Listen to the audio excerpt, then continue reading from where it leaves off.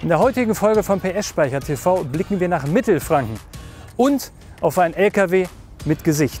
Die Fahrzeugwerke Ansbach und Nürnberg, kurz Faun, stellten 1949 ihren ersten Schwerlast-LKW der Nachkriegszeit auf der Technischen Messe in Hannover vor.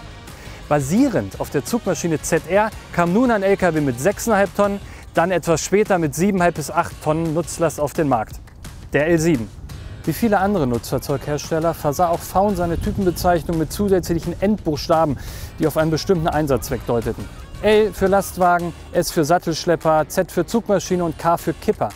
Ein V am Ende der Typenbezeichnung stand bei Faun für vorgebauter Fahrersitz oder schlicht Frontlenker.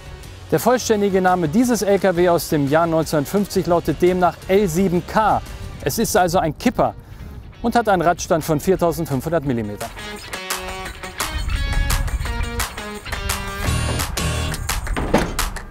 Faun verbaute seit jeher zugekaufte Dieselmotoren. Das Unternehmen gab Ende der 1920er Jahre den eigenen Otto-Motorenbau auf. Neben Maybach-Motoren machten Deutz Dieselmotoren den Löwenanteil der Aggregate aus.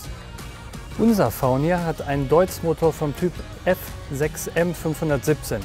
Es ist also ein Fahrzeugmotor, daher das F, mit 6 durch ein Medium M gekühlte Zylinder mit einem Kolbenhub von 170 mm. Mit Medium ist übrigens Wasser gemeint, also nicht luftgekühlt, wie man es vielleicht für einen Deutz-Motor in einem historischen LKW erwarten würde. Dieser Faun Schwerlast-LKW verblieb nur 2 Jahre in den Preislisten des Herstellers. Schon 1951 löste ihn der L8 mit 180 PS Motor ab. Also gerade einmal 2 Jahre. Damals wusste dieser Faun noch nicht, welchen Stellenwert er in der Geschichte eigentlich einnehmen wird. Denn es war das erste Fahrzeug, das Emil Bölling mit seinem Team 1981 und 82 restaurierte.